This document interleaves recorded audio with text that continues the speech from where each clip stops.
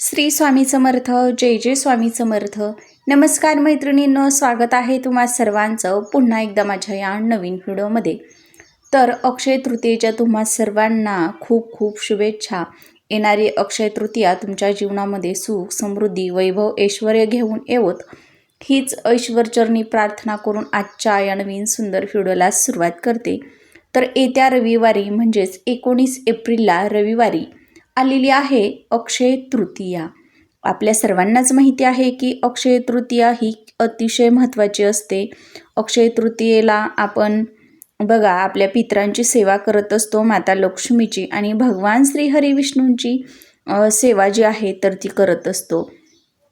प्रत्येक वर्षी बघा अक्षय तृतीया वैशाख महिन्यातील शुक्ल पक्षामध्ये बघा तृतीय तिथीला हा जो सण आहे तर तो साजरा केला जात असतो. अक्षय तृतीया हा जो दिवस आहे तर तो स्वयंसिद्ध मुहूर्त म्हणून देखील ओळखला जातो आणि हा एक 3.5 मुहूर्तांपैकी एक आहे. आपण या दिवशी कोणता शुभ मुहूर्त न पाहता आपण कोणत्याही शुभ कामाची सुरुवातही करू शकतो. त्यासोबतच या दिवशी बघा कोणतेही नवीन काम सुरू केलं तर ते शुभ होत असतं आणि त्यासोबतच या दिवशी सोने, चांदी, दागदागिने खरेदी केले तर ते अक्षय आपल्याकडे राहत असतात. ते मोडण्याची वेळ आपल्यावरती कधीही येत नाही किंवा आपल्याला मोडण्याची गरज पडत नाही असं म्हटलं जातं. त्याचबरोबर आपण जर या दिवशी दान केले तर त्याचं फळ देखील आपल्याला अक्षय मिळत असतं. तसेच धनसंपत्तीचा संबंध आपल्या वास्तुशास्त्राशी सुद्धा असतो. कोणत्याही मनुष्याला त्याच्या भोवती असलेली सकारात्मक आणि नकारात्मक शक्तींचा प्रभाव हा होतच असतो प्रत्येक व्यक्तीवरती. काही लोक अशी असतात की रात्रंदिवस कष्ट करतात, मेहनत करतात, परंतु ती गरीबच राहत असतात. अक्षय तृतीया हा असा दिवस आहे, या दिवशी तुम्ही जे पण काम करा, जी पण सेवा करा, जे पण उपाय करा त्याचं 100% फळ तुम्हाला प्राप्त होत असतं. या दिवशी तुम्ही बघा कोणत्याही शुभ कार्याची जी सुरुवात आहे तर ती न मुहूर्त पाहता करू शकता. आणि म्हणूनच आजच्या या व्हिडिओमध्ये बघा आपल्या घरांमध्ये पैशाच्या अडचणी असतील तर त्या दूर करण्यासाठी म्हणजे आर्थिक समस्या, अडचणी दूर करण्यासाठी अतिशय प्रभावी असे मी 3 उपाय सांगणार आहे. अगदी उपाय साधे सोपे आहेत, कोणीही व्यक्ती हा उपाय करू शकतो, इतके सोपे आहेत.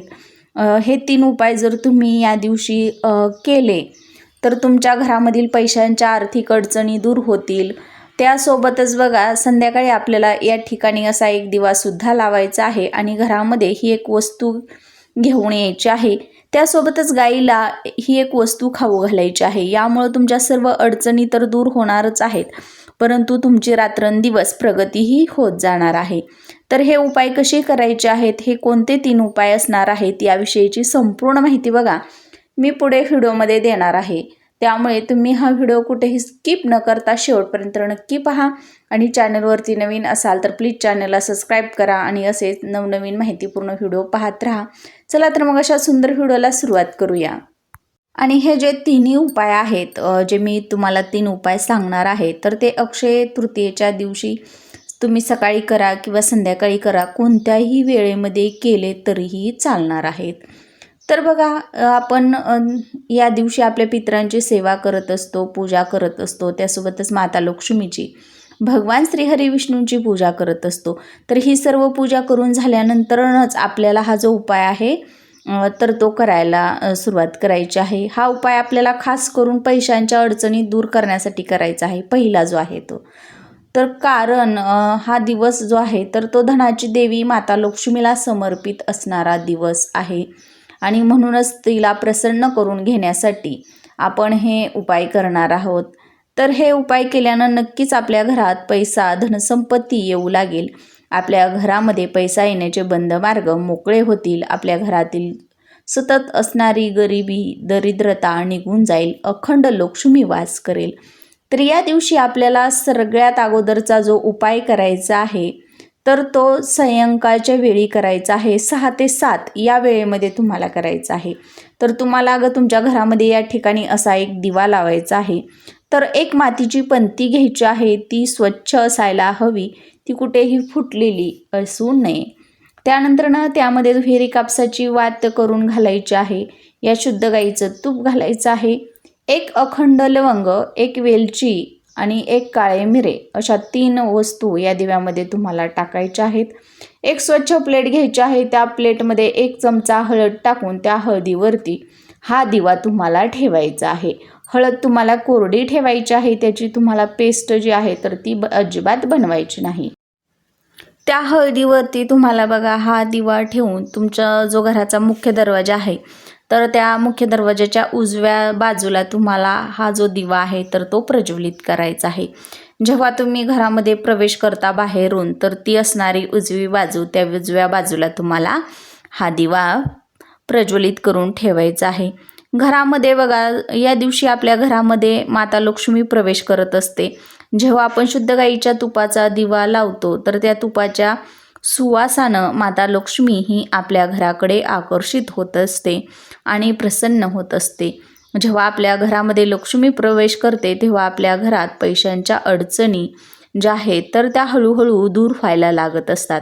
आपल्याला कष्ट आणि मेहनत तर हे करायचेच आहे, पण आपल्या कष्टाला, आपल्या मेहनतीची, नशिबाची, दैवी शक्तीची साथ मिळावी यासाठीच आपण हे छोटे मोठे उपाय अशा खास तिथींना करायचे असतात.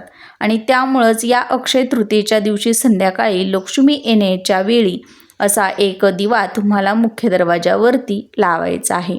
आणि दुसऱ्या दिवशी या दिव्यातील वेलची, लवंग आणि काळे मिरे तुम्हाला निर्माल्यामध्ये टाकायचं आहे. आणि ही जी प्लेटमधील हळद जी आहे तर त्यामध्ये थोडंसं पाणी मिक्स करून ही हळद तुम्हाला दुसऱ्या दिवशी तुळशीला अर्पण करायची आहे.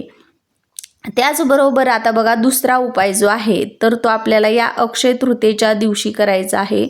तर या दिवशी बघा तुमच्या घरामध्ये जर तुळशीचं झाड नसेल, रोप नसेल तर तुम्हाला तुळशीचं एक झाड आवर्जून आणून तुमच्या तुळशीच्या कुंडीमध्ये तुम्हाला लावायचं आहे, म्हणजे तुळशी वृंदावनामध्ये लावायचं आहे.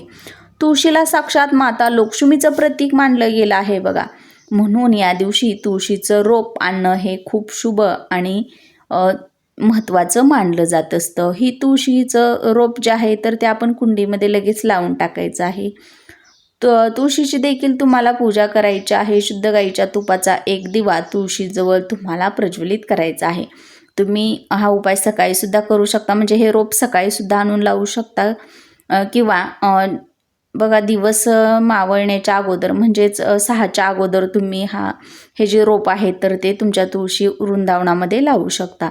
यामुळं आपल्या घरातील अडचणी दूर होत असतात, घराची सुद्धा प्रगती होत असते. त्याचबरोबर एक तुळशीपत्र आवर्जून या दिवशी आपण भगवान श्री हरिविष्णूची जेव्हा सकाळी पूजा करतो तर त्यावेळी आपण पिवळ्या रंगाच्या वस्तू, पिवळ्या रंगाची फुलं, फळं अर्पण करत असतो. त्याचबरोबर त्यांच्या पूजेमध्ये महत्त्वाची वस्तू आहे ते म्हणजे तुळशीपत्र. तर एक तुळशीपत्र आवर्जून त्यांना आपण अर्पण करायचं आहे. किंवा आपण या तुळशीपत्रांची म्हणजेच 11 तुळशीची पानं घेऊन त्याची एक माळ बनवून तीसुद्धा आपण भगवान श्री हरिविष्णूंना अर्पण करू शकतो. आता 3 नंबरचा जो उपाय आहे तर तो गायी संबंधित असणार आहे. तर बघा पितृपक्षामध्ये सुद्धा गायीला खूप महत्त्व आहे आणि अक्षय तृतीयेच्या दिवशी सुद्धा गायीला खूप महत्त्व आहे. आणि म्हणूनच गायीला ही एक वस्तू आपण खाऊ घालायची आहे. गाय ही बघा सर्व विश्वाची माता आहे आणि गायीमध्ये बघा 33 कोटी देवी देवतांचा वास असतो असं आपल्या हिंदू धर्मामध्ये सांगितलं गेलं आहे. गायीला माता लक्ष्मीचं प्रतीकसुद्धा मानलं गेलं आहे, म्हणून आपण गायीची पूजा करत असतो. आणि अक्षय तृतीयेच्या दिवशी तुम्ही कोणतीही सेवा नाही केली तरीही चालेल, फक्त गायीची पूजा करा. आणि तुमच्या बघा गायीची पूजा केल्यानंतरनं गायीला आपल्याला ही वस्तू खाऊ घालायची आहे. यामुळे तुमच्या आयुष्यामध्ये येणाऱ्या सर्व अडीअडचणी, पैशांच्या अडचणी तर या दूर होतातच, अडलेली कामं जी आहेत तर ती पूर्ण होत असतात, कारण की तुम्हाला 33 कोटी देवी देवतांचे आशीर्वाद हे प्राप्त होत असतात. अक्षय तृतीयेच्या दिवशी तुम्हाला बघा शक्य असेल तर गायीला हिरवा चारा खाऊ घालायचा आहे. जर तुमच्याकडे हिरवा चारा नसेल तर बघा तुम्हाला काय करायचं आहे, एक गव्हाची चपाती बनवायची आहे किंवा या दिवशी प्रत्येक घरामध्ये पुरणपोळी जी आहे तर ती बनवली जात असते. तर त्या पुरणपोळीमधील एक पोळी घ्यायची आहे आणि जर तुम्ही पोळी बनवली नसेल तर एक चपाती घ्यायची आहे. त्या चपातीवरती तुम्हाला गुळाचा खडा ठेवून ही चपाती तुम्हाला उजव्या हातानं गाईला खाऊ घालायची आहे. आता बघा तुम्हाला काय करायचं आहे, गाईजवळ जाताना एक स्वच्छ पाण्याचा तांब्या, एक ताटामध्ये दिवा, त्यासोबतच ही चपाती किंवा पुरणपोळी घ्यायची आहे. हळदी कुंकू अक्षदा फुलं घ्यायची आहेत. तिथं गेल्यानंतरनं गाईच्या पुढच्या 2 पायावरती तुम्हाला पाणी ओतायचं आहे. पाणी ओतल्यानंतरनं गाईला हळदी कुंकू अक्षदा व्हायच्या आहेत, फुलं व्हायची आहेत. गाईची आरती ओवाळून घ्यायची आहे आणि नंतरनंच गाईला उजव्या हातानं तुम्हाला ही जी पोळी आहे तर ती खाऊ घालायची आहे. पोळी खाऊ घालत असताना बघा तुम्ही तुमच्या मनामध्ये तुमची जी पण इच्छा आहे तर ती व्यक्त करायची आहे. त्यासोबतच गाईला तुम्हाला 5 किंवा 7 शक्य असेल तर प्रदक्षिणा घालायच्या आहेत. प्रदक्षिणा घालत असताना ओम नमो भगवते वासुदेवाय नमः या मंत्राचा तुम्हाला जप करायचा आहे. आणि अशा पद्धतीनं हे जे मी सांगितलेले 3 उपाय आहेत तर ते आपल्याला अक्षय तृतीयेच्या दिवशी करायचे आहेत. अक्षय तृतीया हा दिवस अतिशय महत्त्वाचा आणि शुभ असतो, हे आपल्या सर्वांनाच माहिती आहे. या दिवशी आपण जी पण कामं करतो, जी पण सेवा करतो, उपासना करतो तर त्याचं 100% अक्षय फळ स्वरूप आपल्याला प्राप्त होत असतं. आणि म्हणूनच या अशा खास तिथीला हे काही खास उपाय केले तर आपल्या घरात मधील प्रखर पितृदोष, इडापिडा ही नष्ट होऊन आपल्या घराची प्रगती होईल. पितृ प्रसन्न होतील तुमच्यावरती आणि तुम्हाला भरभरून आशीर्वाद देतील.